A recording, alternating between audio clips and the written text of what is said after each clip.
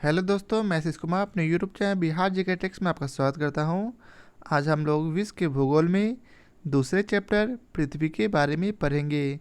यदि आप लोगों ने अब तक हमारा channel Bihar GK techs subscribe नहीं किया है तो इसे सब्सक्राइब कर लें, साथ ही बेल आइकन को जरूर दबाएं। तो आइए वीडियो को स्टार्ट करते हैं। तो सबसे पहले पृथ्वी के अंतर्गत अक्षांश को समझेंगे। तो आइए सबसे पहले इसके नोट्स को पढ़ते हैं। भूपृष्ठ पर विषुवत रेखा या भूमध्य रेखा के उत्तर या दक्षिण में एक यामोत्तर अर्थात मेरिडियन पर किसी भी बिंदु को पृथ्वी के केंद्र से मापी गई कोणीय दूरी अक्षांश कहलाती है। विषुवत वृत्त से ध्रुवों तक स्थित सभी समांतर वृत्तों को अक्षांश रेखाएं कहा जाता है।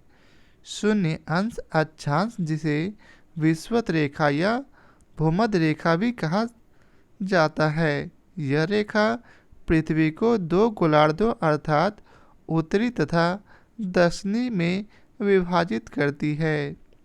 बृहत वृत्त वह रेखा होती है जो गोले को दो समान परिधियों वाले गोलार्धों में विभाजित करती है। पृथ्वी पर सभी देशांतरों के अतिरिक्त विषुवत रेखा भी बृहत वृत्त है। विषुवत रेखा के अतिरिक्त कोई भी अक्षांश बृहत वृत्त नहीं है, क्योंकि वे विषुवत रेखा की अपेक्षा छोटे होते हैं।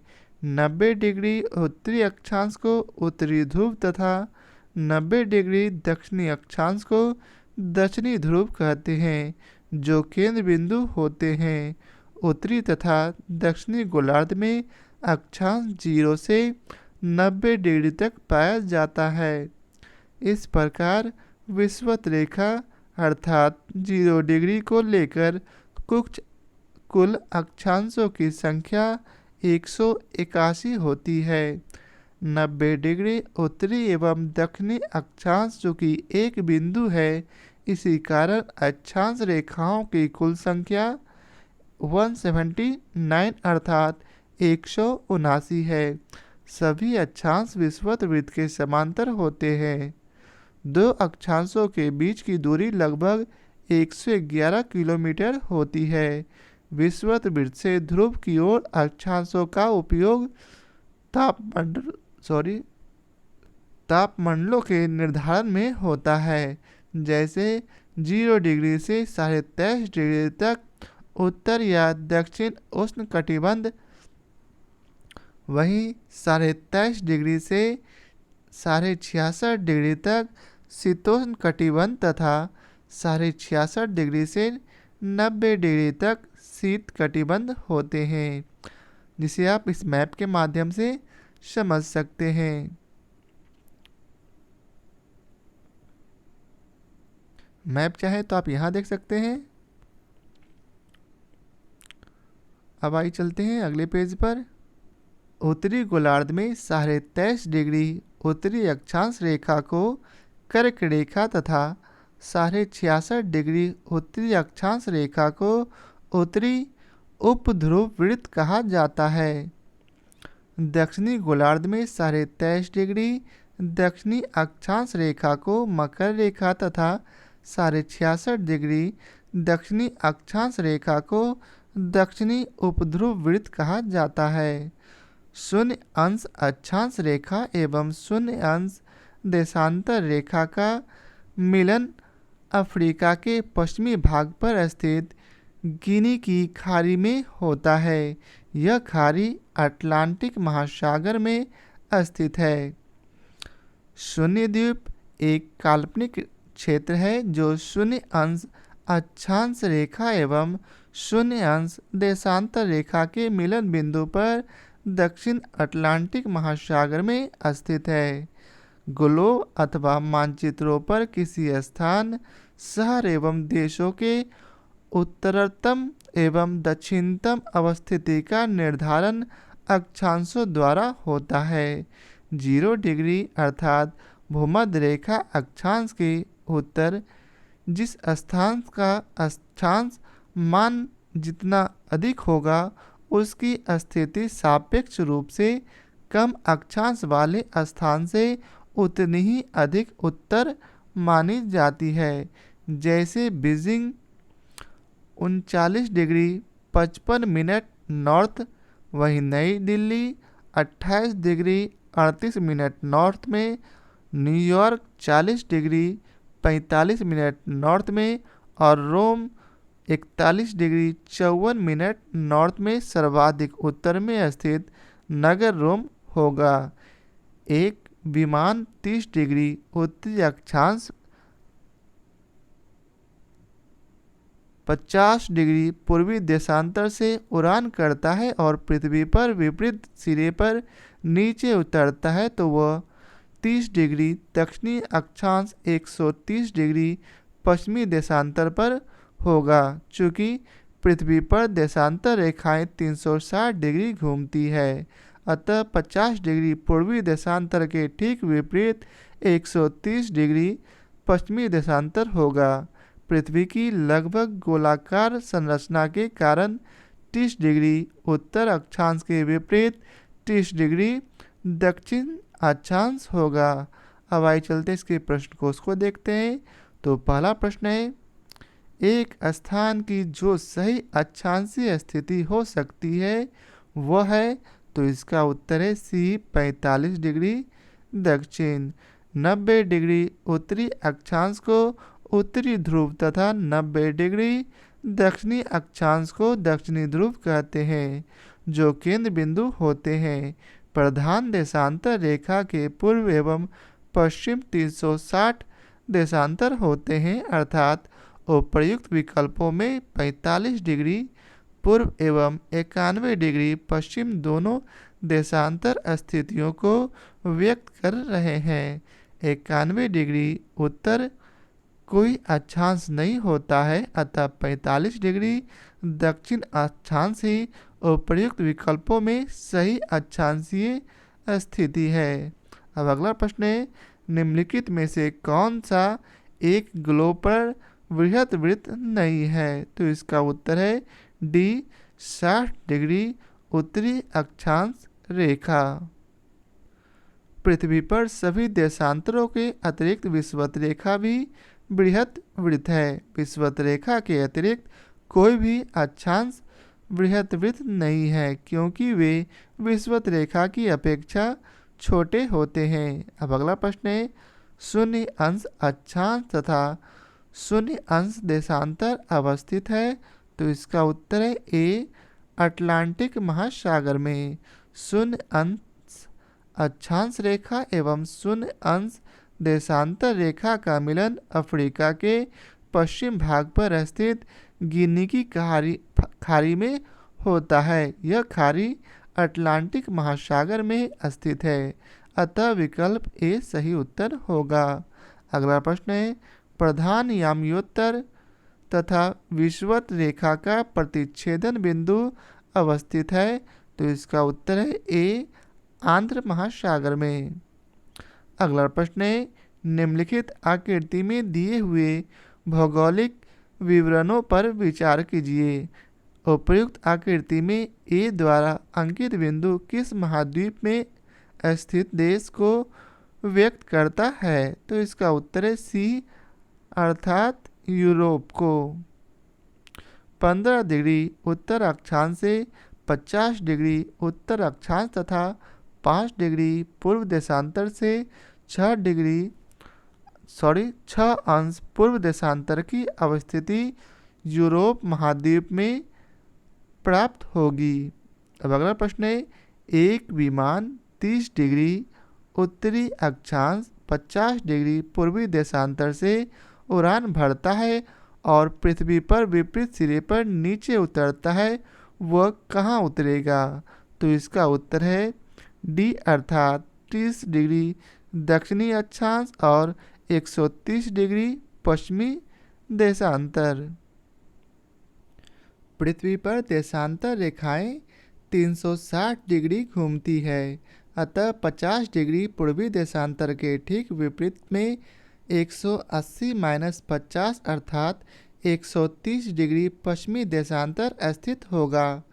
पृथ्वी लगभग गोलाकार संरचना में होने के कारण 30 डिग्री उत्तरी अक्षांश उत्तर की ओर ढलान वाली सतह है, अतः इस अक्ष के ऊर्ध्वाधर बिंदु के ठीक विपरीत 30 डिग्री दक्षिणी अक्षांश होगा। अतः विकल्प डी सही उत्तर है। अब अगला प्रश्न है, निम्नलिखित नगरों में से कौन दूरतम उत्तर में अवस्थित है? तो इसका उत्तर है डी रोम। उपयुक्त स्थानों में से जिन स्थान का अक्षांश मान जितना अधिक होगा उसकी स्थिति उतनी ही अधिक उत्तर होगी, जैसा कि आप इसमें देख सकते हैं। अब है देशांतर। देशांतर विषुववृत्त के साथ बनी वह कोणीय दूरी है जिसे डिग्री में मापा जाता है। उत्तरी तथा दक्षिणी ध्रुव को मिलाने वाली रेखा को देशांतर कहते हैं। इसे मेरिडियन ऑफ लॉन्गिट्यूड अथवा लाइन ऑफ लॉन्गिट्यूड भी कहते हैं।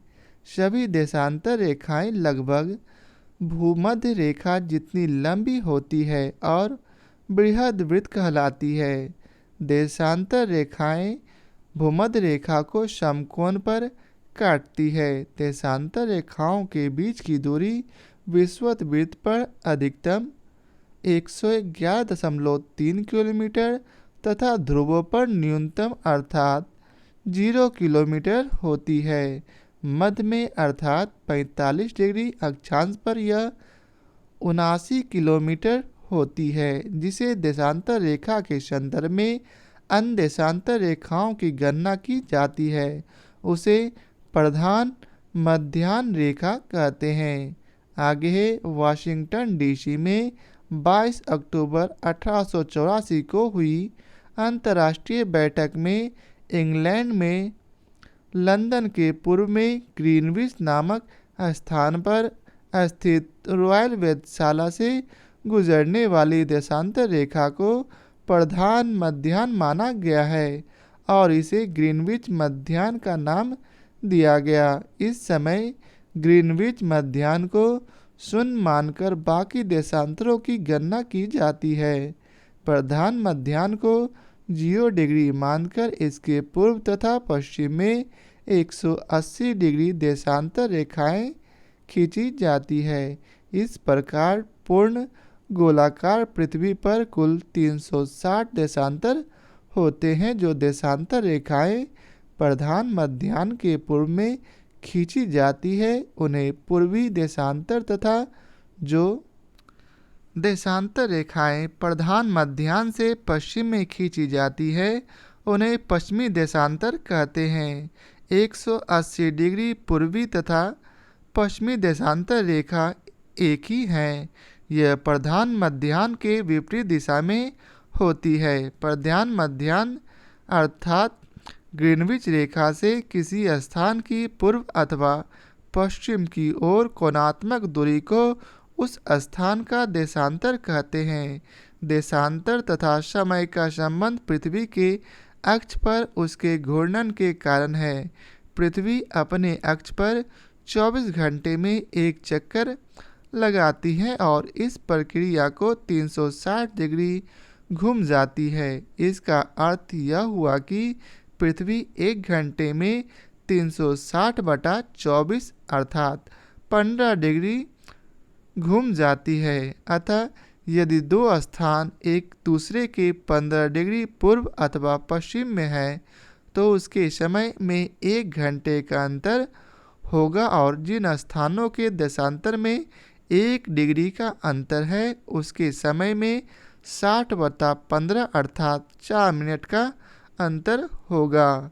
180 देशांतर रेखा को अंतर्राष्ट्रीय तिथि रेखा कहा जाता है क्योंकि इस रेखा के दोनों ओर तिथियों में 1 दिन का अंतर होता है।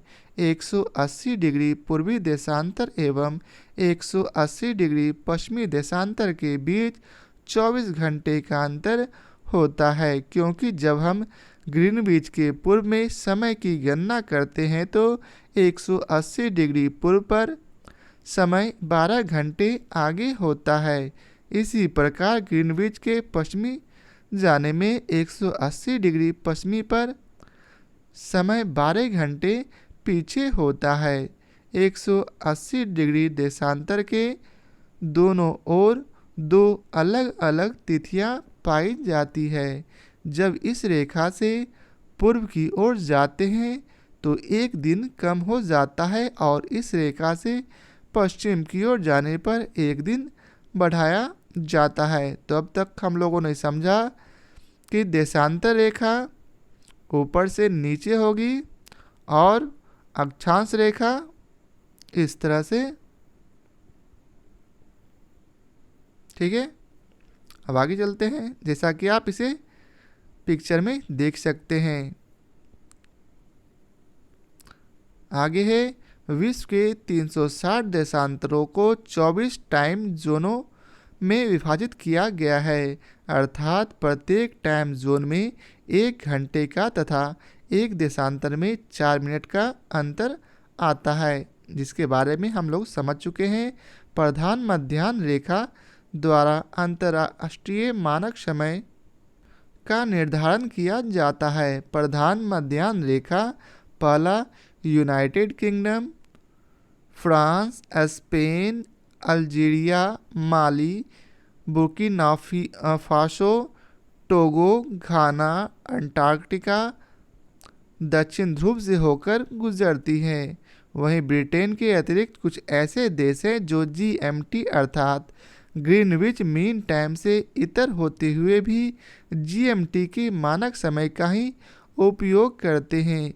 ये इस प्रकार हैं: आइसलैंड, आयरलैंड, पुर्तगाल, कनारी द्वीप समूह जो कि स्पेन में पड़ता है, मॉरिटानिया, माली, सेनेगल, असेशन द्वीप जो कि ब्रिटेन में पड़ता है, गिनी बिसाओ,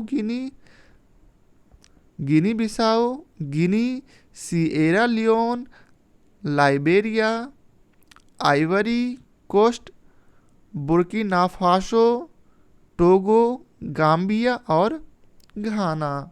आगे है, भारत का मानक समय 82.5 डिग्री पूर्वी देशांतर तथा GMT के मध्य 5.5 घंटे का अंतर है। इंग्लैंड के ग्रीनविच स्थित रॉयल ऑबजर्वेटरी की घोषणा अनुसार भारत में नए सहस्त्राब्दी के सूर्योदय की प्रथम किरण निकोबार द्वीप समूह के कटचल द्वीप पर दिखाई दी।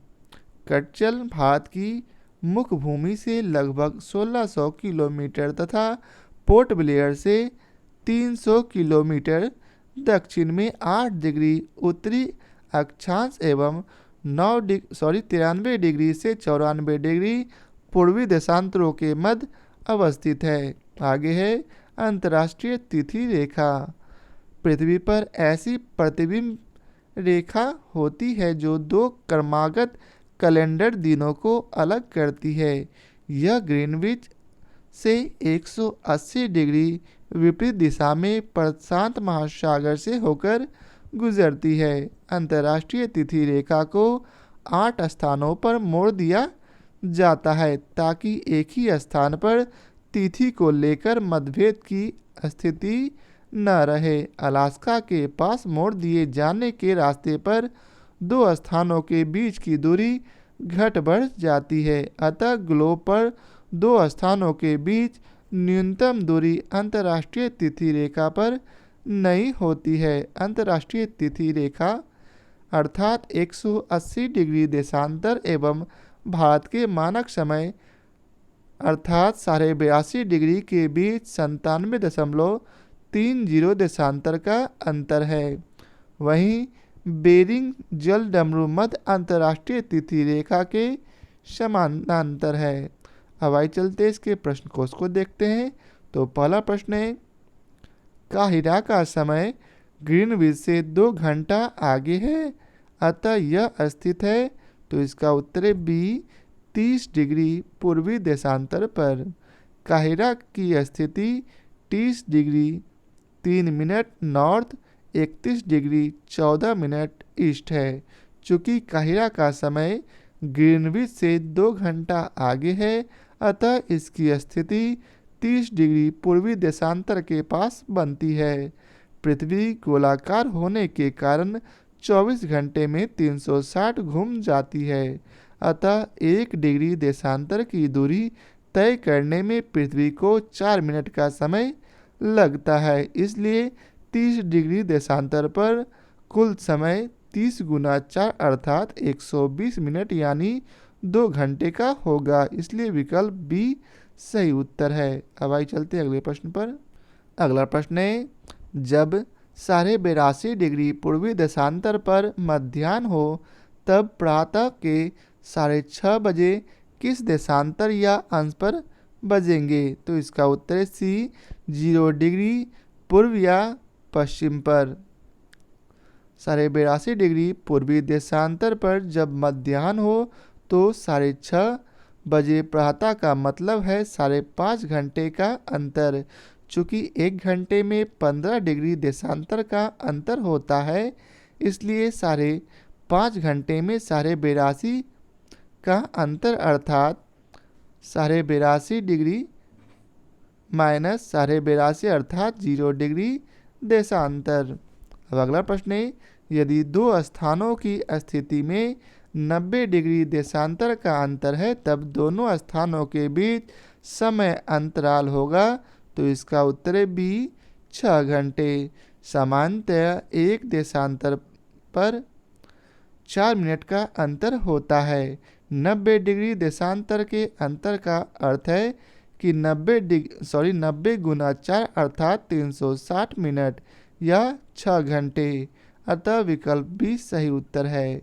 अब अगला प्रश्न है, जब ग्रीनविच में मध्याह्न है, एक जगह का स्थानीय समय 5 बजे शाम है, निम्नांकित में से वह कौन सा याम्योत्तर है जिस पर उपयुक्त जगह अवस्थित है? तो इसका उत्तर है ए 75 डिग्री पूर्व। प्रश्नानुसार जब ग्रीनविच में मध्याह्न है तो एक जगह का स्थानीय समय 5 बजे शाम है। इसका अर्थ है कि उस स्थान का समय ग्रीनविच के समय से आगे है, अर्थात वह स्थान पूर्व में स्थित है। समय का अंतर 5 घंटे का है, इसलिए 1 घंटा बराबर 60 मिनट, वहीं 5 घंटा बराबर 300 मिनट होंगे और 1 अंश बराबर 4 मिनट, तो 4 मिनट बराबर 1 अंश। अतः 300 मिनट बराबर 300 भागा 4 अर्थात 75 डिग्री। चूँकि यह स्थान ग्रीनविच रेखा के पूर्व में स्थित है, अतः वह जगह 75 डिग्री पूर्व में स्थित होगा। आगे है, कौन सा देशांतर प्रधान यामोत्तर के साथ मिलकर ग्लोब पर बृहत वृत्त का निर्माण करता है? तो इसका उत्तर है डी 180 डिग्री।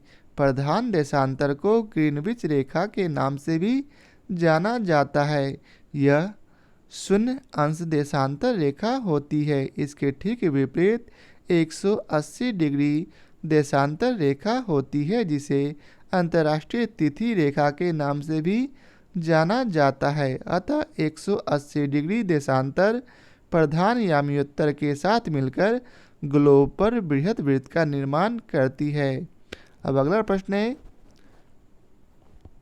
नई सहस्त्राब्दी के सूर्योदय की प्रथम किरण भारत के किस एक याम्योत्तर में दिखाई दी? तो इसका उत्तर है D 93 degree 30 minute east. Royal Greenwich laboratory की घोषणा अनुसार भारत में नई सहस्त्राब्दी के सूर्योदय की प्रथम किरण निकोबार द्वीप समूह के कटचल द्वीप पर दिखाई दी। कटचल भारत की मुख्य भूमि से लगभग 1600 किलोमीटर तथा पोर्ट ब्लेयर से 300 किलोमीटर दक्षिण में 8 डिग्री उत्तरी अक्षांश एवं 93 से 94 डिग्री पूर्वी देशांतरों के मध्य अवस्थित है। अतः निकटतम विकल्प डी सही उत्तर होगा। अब अगला प्रश्न है, किसी स्थान का मानक समय निर्धारित करने का आधार होता है? तो इसका उत्तर है डी प्रधान मध्याह्न रेखा। प्रधान देशांतर को अंतर्राष्ट्रीय देशांतर रेखा या ग्रीनविच देशांतर के नाम से भी जाना जाता है। यह रेखा इंग्लैंड के ग्रीनविच स्थित रॉयल ऑब्जर्वेटरी से होकर गुजरती है। शून्य अंश देशांतर पर स्थित इसी रेखा द्वारा अंतर्राष्ट्रीय मानक समय का निर्धारण किया जाता है।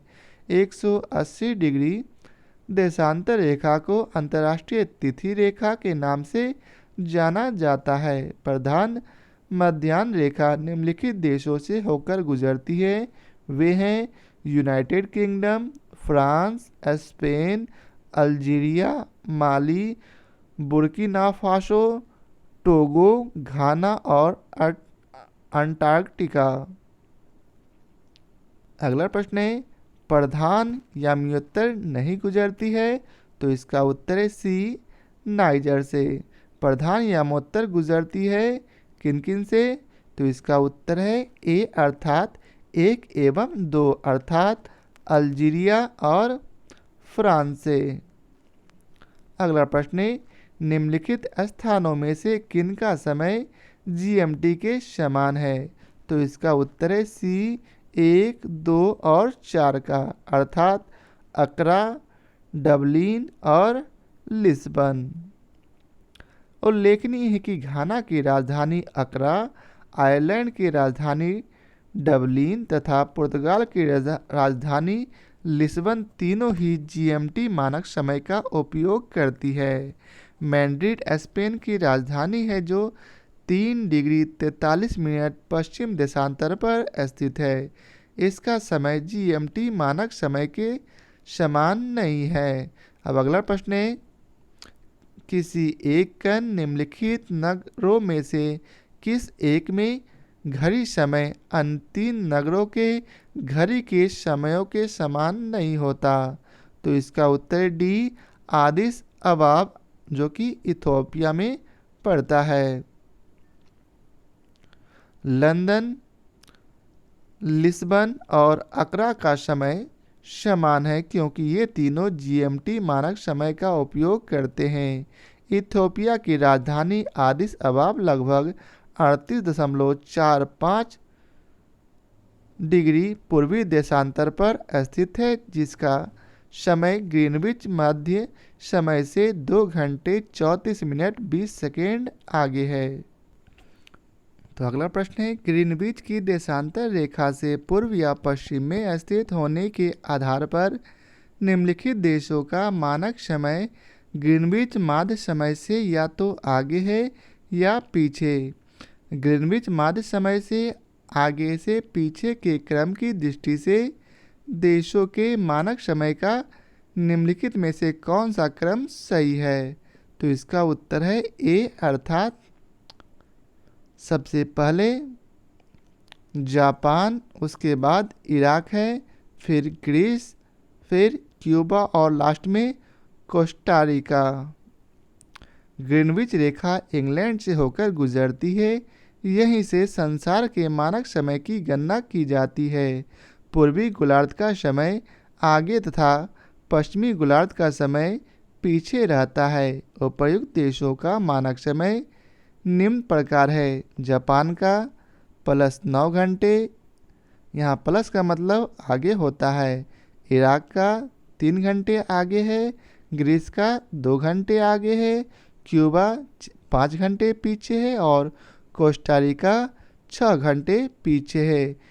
अतः आगे से पीछे की ओर सही क्रम 5, 3, 2, 1 और 4 अर्थात Japan, Iraq, Greece, Cuba, Costa Rica होगा। अगला प्रश्न है, जब आईएसटी यामियोत्तर पर दोपहर होती है तब धरती पर एक अन्य स्थान पर लोग अपनी सुबह 6 बजे की चाय ले रहे होते हैं। उस स्थान का देशांतर है, तो इसका उत्तर है डी, 90 डिग्री वेस्ट। सामान्यतः 1 डिग्री देशांतर पर 4 मिनट का अंतर होता है। प्रधान यामियोत्तर या देशांतर के पूर्व का समय आगे और पश्चिम का समय पीछे रहता है। आईएसटी पर दोपहर और सुबह के 6 बजे अर्थात 6 घंटे में 6 × 60 = 360 मिनट भागा 4 इक्वल टू 90 डिग्री देशांतर का अंतर आएगा, जो ग्रीनविच या प्रधान यामियोत्तर के समय से पीछे अर्थात पश्चिम में स्थित होगा। इसलिए सुबह 6 बजे की चाय लेने वाला स्थान 90 डिग्री पश्चिम देशांतर पर होगा। अब अगला प्रश्न है, ग्रीनविच से दोपहर 12 बजे एक तार भेजा गया। तार संप्रेषित करने में 12 मिनट का समय लगा। वह एक नगर में 6 बजे साय को पहुंचा। नगर का देशांतर होगा, तो इसका उत्तर है बी 87 डिग्री पूर्व। पृथ्वी अपनी धुरी पर पश्चिम से पूर्व की ओर घूमती रहती है। लगभग 24 घंटे में पृथ्वी अपने अक्ष पर एक चक्कर पूरा कर लेती है। इस प्रकार वह 24 घंटे में 360 डिग्री घूम जाती है। चूँकि तार ग्रीनविच से दोपहर 12 बजे भेजा गया और एक नगर में 6 बजे पहुंचा, इसलिए 12 मिनट का समय तार संप्रेषित करने में लगा। तो कुल समय 6 घंटे माइनस 12 मिनट या 360 मिनट माइनस 12 मिनट अर्थात 348 मिनट। अब चूँकि 60 मिनट में पहुंचता है अर्थात 15 डिग्री पर, इसलिए 348 मिनट में पहुंचेगा अर्थात 348 गुना 15 भागा 60 इक्वल टू 87 डिग्री पूर्व। अगला प्रश्न है, अंतर्राष्ट्रीय दिनांक रेखा खींची जाती है, तो इसका उत्तर है सी प्रशांत महासागर से होकर। अंतर्राष्ट्रीय तिथि रेखा पृथ्वी पर ऐसी प्रतिबिंब रेखा होती है जो दो क्रमागत कैलेंडर दिनों को अलग करती है। यह ग्रीनविच से 180 डिग्री विपरीत दिशा में प्रशांत महासागर से होकर गुजरती है। उल्लेखनीय है कि जहाँ कोई स्थल भाग पड़ता है इसे मोड़ दिया जाता है।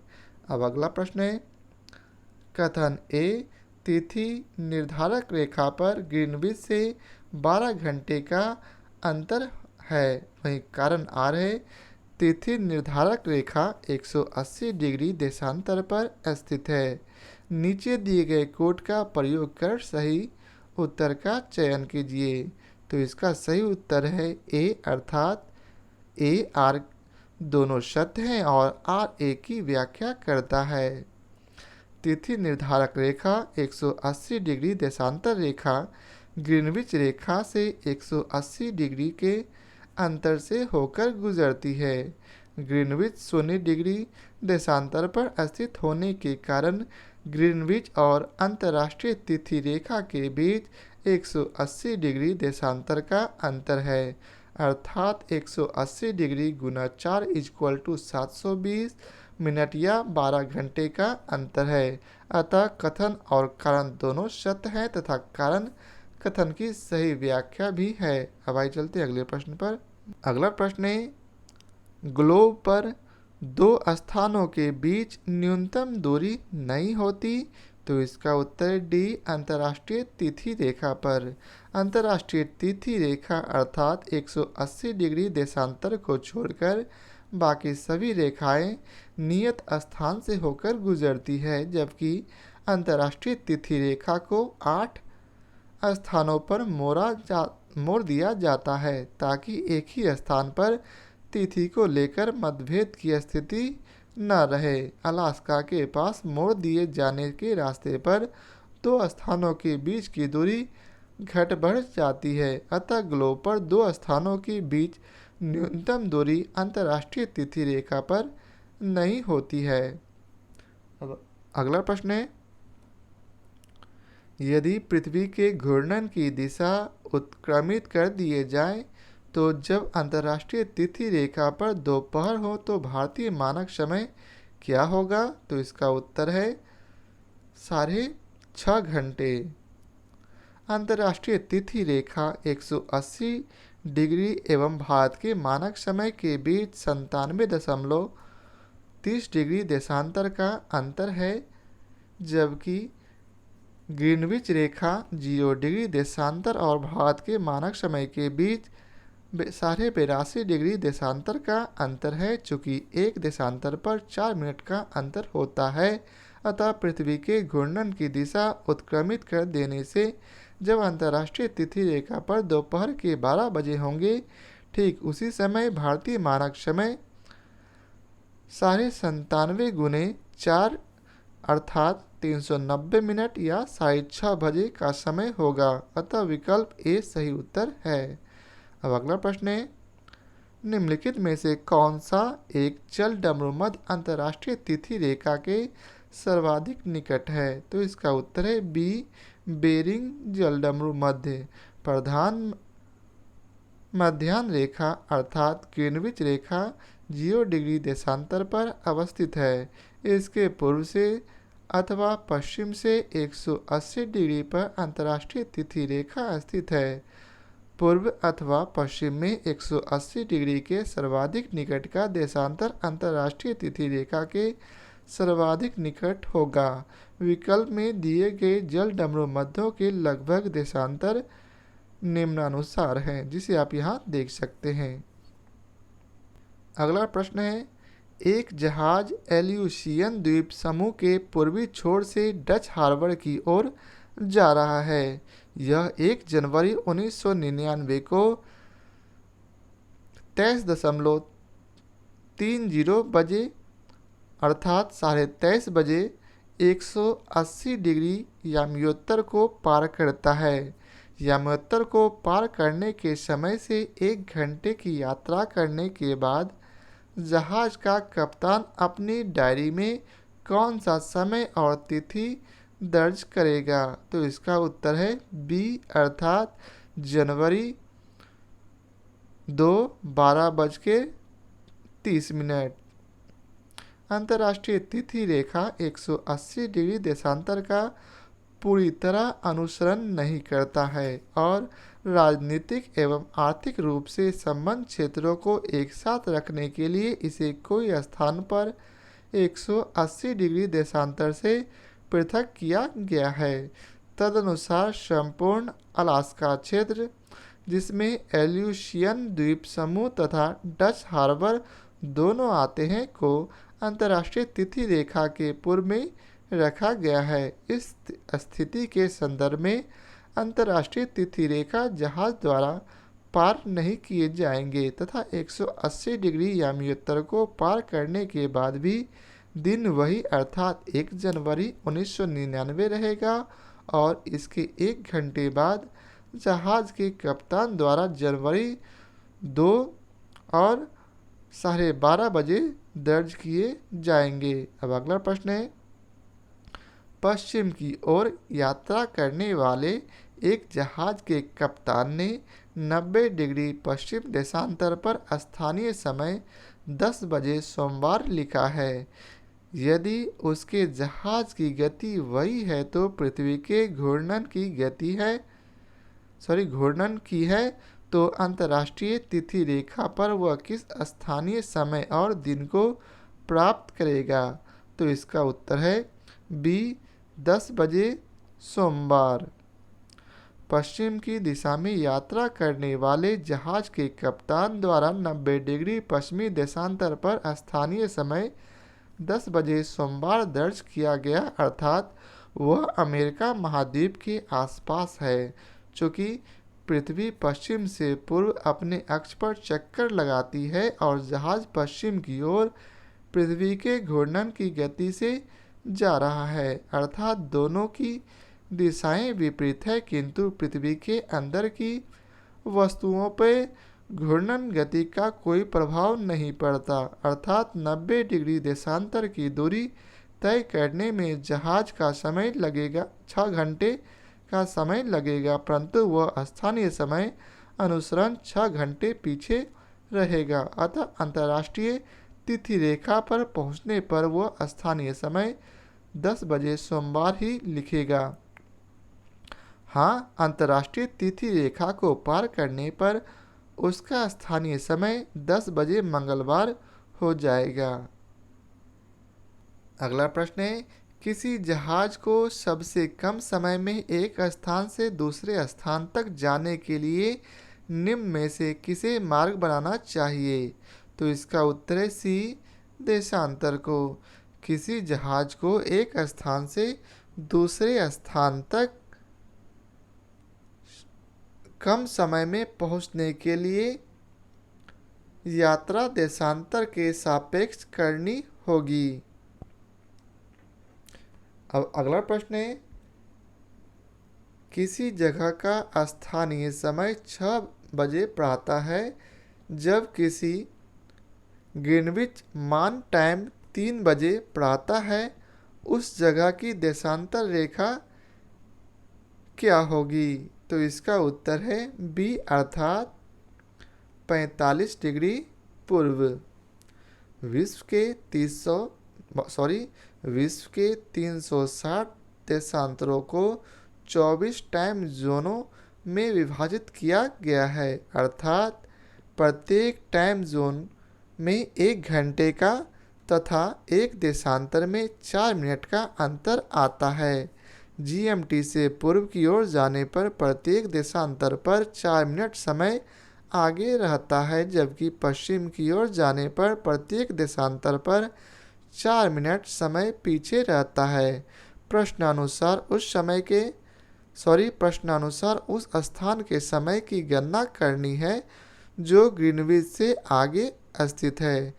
3 घंटे के देशांतरों की गणना इस प्रकार होगी, अर्थात 3 घंटे या 180 मिनट प्रति 4 बराबर 45 डिग्री देशांतर। चूँकि यह समय ग्रीनविच से आगे है, अतः देशांतर पूर्व होगा, इसलिए उत्तर 45 डिग्री पूर्व देशांतर होगा। अगला प्रश्न है, निम्न में से कौन सा एक समय की प्राकृतिक इकाई नहीं है? तो इसका उत्तर है सी, मानक समय। प्रश्नानुसार दिए गए विकल्पों में से मानक समय का निर्धारण कृत्रिम रूप में किया गया है। उदाहरणार्थ 0 डिग्री देशांतर रेखा को प्रधान मध्याह्न रेखा के रूप में निर्धारित किया गया है। इसी प्रकार 82.5 डिग्री पूर्वी देशांतर रेखा को भारत का मानक समय निर्धारित किया गया है, जबकि उष्णकटिबंधीय वर्ष, चंद्रमास तथा दिवस अर्थात दिन समय की प्राकृतिक इकाइयां हैं। अब आगे है विषुवत रेखा या भूमध्य रेखा। तो आइए चलते हैं, सबसे पहले इसके नोट्स को पढ़ते हैं। अक्षांश समांतर पूर्व पश्चिम दिशा में एक दूसरे के समांतर खींचे जाते हैं। उत्तरी ध्रुव तथा दक्षिणी ध्रुव के मध्य अर्थात दोनों ध्रुवों से समान दूरी पर खींची गई काल्पनिक रेखा को विषुवत वृत्त कहते हैं। भूमध्य रेखा वृत्त ग्लोब को 2 बराबर भागों में बांटता है और सभी अक्षांश समांतरों से बड़ा होता है, अतः इसे बृहत वृत्त कहते हैं। विषुवत रेखा से ध्रुवों की ओर जाने पर अक्षांश समांतरों की लंबाई उत्तरोत्तर घटती जाती है। पृथ्वी की भूमध्य रेखा की कुल लंबाई लगभग 4,45,000 किलोमीटर अर्थात 24,901 मील है। इसकी कुल लंबाई का 78.7% भाग जलीय, जबकि 21.3% भाग स्थलीय है। विषुवत रेखा या भूमध्य रेखा पर वार्षिक तापांतर सबसे कम पाया जाता है, अर्थात यहाँ लगभग वर्ष भर सूर्य की किरणें लंबवत पड़ने से उच्च एवं निम्न तापमान में ज़्यादा अंतर नहीं आ पाता है। इन क्षेत्रों में कोई शीत ऋतु नहीं होता है। अब आइए चलते हैं, आगे देखते हैं। स्थल एवं जल पर विषुवत रेखा कुल 13 देशों से होकर गुजरती है। इन देशों में Brazil, Ecuador, Colombia, Sao Tome और प्रिंसिप, कांगो गणराज्य, युगांडा, सोमालिया, गैबन, कांगो लोकतांत्रिक गणराज्य, केन्या, इंडोनेशिया, मालदीव और किरिबाती हैं। भूमध्य रेखा कर्क रेखा तथा मकर रेखा तीनों अफ्रीका महाद्वीप से गुजरती है। दक्षिण अमेरिका महाद्वीप से भूमध्य तथा मकर रेखा गुजरती है। कोलंबो 6 डिग्री 55 मिनट 30 सेकेंड उत्तरी अक्षांश पर, जकार्ता 6 डिग्री 12 मिनट दक्षिणी अक्षांश पर, मनीला 14 डिग्री 35 मिनट 30 सेकेंड उत्तरी अक्षांश पर तथा सिंगापुर 1 डिग्री 21 मिनट उत्तरी अक्षांश पर अवस्थित है। सिंगापुर भूमध्य रेखा से मात्र 137 किलोमीटर की दूरी पर स्थित है। तो आइए चलते हैं इसके प्रश्न कोश को देखते हैं। तो इसका पहला प्रश्न है, पृथ्वी की भूमध्य रेखा की कुल लंबाई है लगभग। तो इसका उत्तर है सी 40,000 किलोमीटर। पृथ्वी की भूमध्य रेखा की कुल लंबाई लगभग 40,045 किलोमीटर अर्थात 24,901 मील है। अतः अभिष्ट निकटतम उत्तर विकल्प सी है। अगला प्रश्न है, निम्नलिखित समूहों में से किस एक के देशों में से भूमध्य रेखा गुजरती है। तो इसका उत्तर है बी अर्थात कोलंबिया, केनिया और इंडोनेशिया। स्थल एवं जल पर विषुवत रेखा कुल 13 देशों से होकर गुजरती है। इनका विवरण निम्न प्रकार है। पहला, साओ टोम और प्रिंसिप से गैबन, कांगो गणराज्य, कांगो लोकतांत्रिक गणराज्य, Uganda, Kenya, Somalia, Maldives, Indonesia, Kiribati, Ecuador, Colombia और ब्राज़ील से। स्पष्ट है कि केनिया, इंडोनेशिया तथा कोलंबिया को समाहित करने वाला विकल्प भी अभिष्ट उत्तर है। अगला प्रश्न है, भूमध्य रेखा निम्नलिखित में से किस देश से होकर नहीं गुजरती है। तो इसका उत्तर है बी मैक्सिको। अगला प्रश्न है, निम्नलिखित देशों में से कौन भूमध्य रेखा पर अवस्थित है। तो इसका उत्तर है, नीचे दी गई कोड की सहायता से सही उत्तर चुनिए। तो इसका सही उत्तर बी अर्थात 2 एवं 3 है, अर्थात कोलंबिया और केनिया। अगला प्रश्न है, भूमध्य रेखा गुजरती है। तो इसका उत्तर है सी केनिया से। अगला प्रश्न है, जिस अक्षांश पर वार्षिक तापांतर न्यूनतम होता है वह है। तो इसका उत्तर है ए भूमध्य रेखा। विषुवत रेखा या भूमध्य रेखा पर वार्षिक तापांतर सबसे कम पाया जाता है, अर्थात यहाँ लगभग वर्ष भर सूर्य की किरणें लंबवत पड़ने से उच्च एवं निम्न तापमान में ज़्यादा अंतर नहीं आ पाता है। इन क्षेत्रों में कोई शीत ऋतु नहीं होती है। अब अगला प्रश्न है, निम्नलिखित नगरों में से कौन सा एक भूमध्य रेखा के सर्वाधिक निकट है। तो इसका उत्तर है D Singapore. Colombo 6 degree 55 minute 30 second उत्तरी अक्षांश पर, जकार्ता 6 डिग्री 12 मिनट दक्षिणी अक्षांश पर, मनीला 14 डिग्री 35 मिनट 30 सेकेंड उत्तरी अक्षांश पर तथा सिंगापुर 1 डिग्री 21 सेकेंड उत्तरी अक्षांश पर अवस्थित है। स्पष्ट है कि भूमध्य रेखा के सर्वाधिक निकट सिंगापुर है। सिंगापुर भूमध्य रेखा से मात्र 137 किलोमीटर की दूरी पर स्थित है। अब अगला प्रश्न है, भूमध्य रेखा, कर्क रेखा और मकर रेखा तीनों निम्न में से किस एक महाद्वीप से गुजरती है। तो इसका उत्तर है ए अफ्रीका। भूमध्य रेखा, कर्क रेखा तथा मकर रेखा तीनों अफ्रीका महाद्वीप से गुजरती है। दक्षिण अमेरिका महाद्वीप से भूमध्य तथा मकर रेखा गुजरती है। अब है कर्क रेखा। तो आइए चलते हैं इसके सबसे पहले नोट्स को पढ़ते हैं। उत्तरी गोलार्ध में 23.5 डिग्री उत्तरी अक्षांश रेखा को कर्क रेखा कहा जाता है।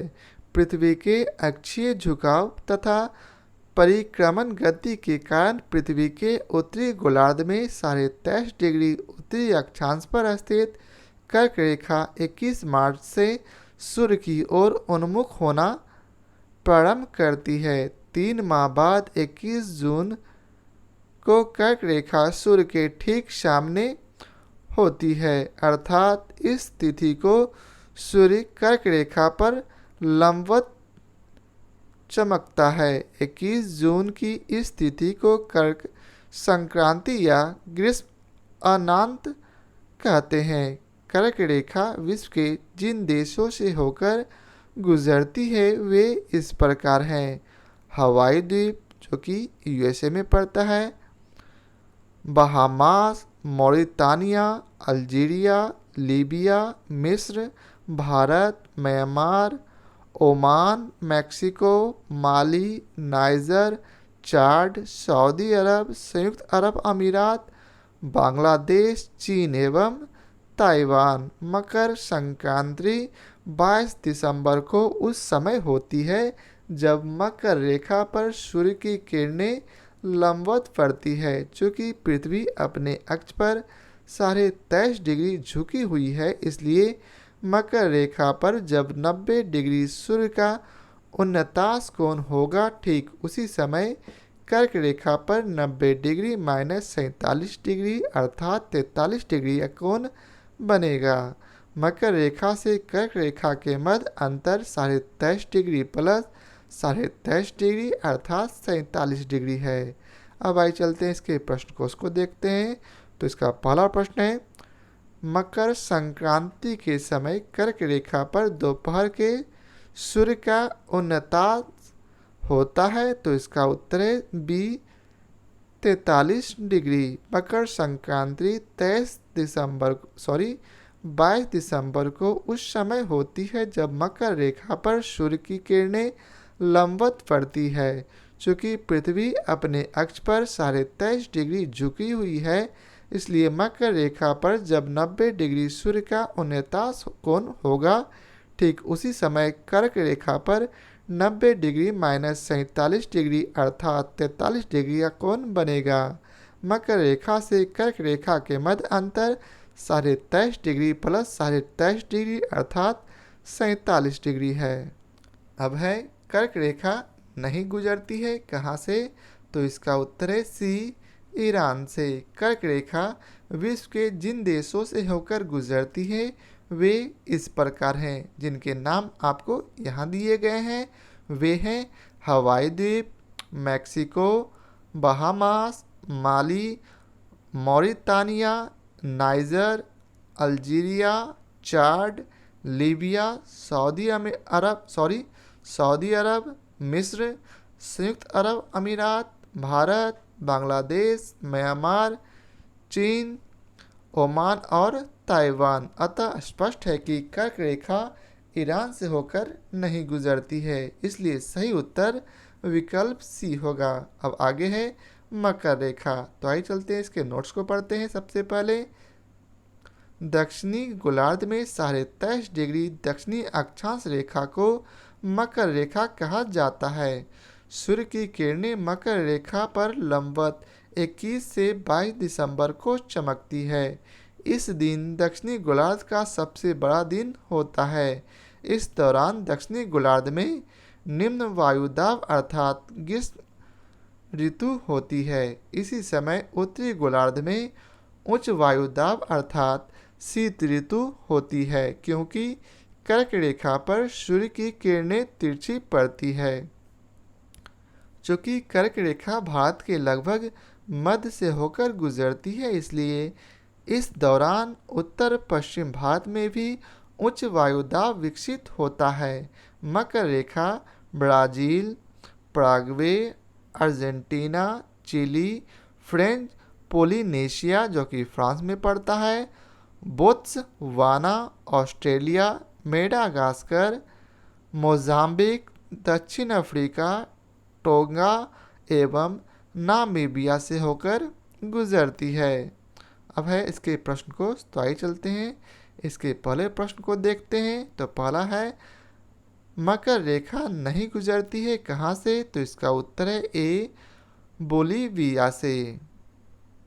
अगला प्रश्न है, निम्नलिखित देशों पर विचार कीजिए और उपयुक्त में से किन किन से होकर मकर रेखा गुजरती है इसके बारे में बतलाना है। तो इसका सही उत्तर है डी, अर्थात 1, 2, 3 और 4 चारों से मकर रेखा गुजरती है, अर्थात ऑस्ट्रेलिया से, नामीबिया, ब्राज़ील और चिली, ये सभी से मकर रेखा गुजरती है।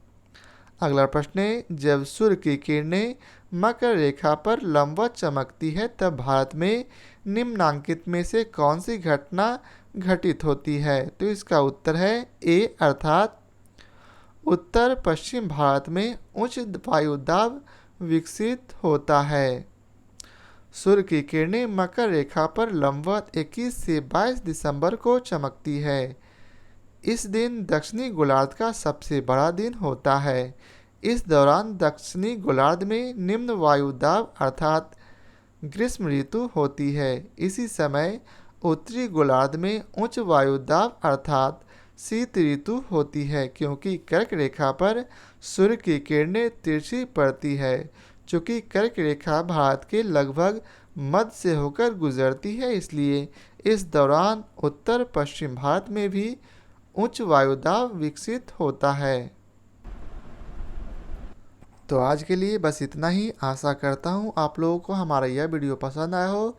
यदि आप लोगों को हमारा यह वीडियो पसंद आया हो तो इसे लाइक और शेयर ज़रूर करें। फिर मिलते हैं इसके अगले पार्ट के साथ। आज के लिए बहुत बहुत धन्यवाद।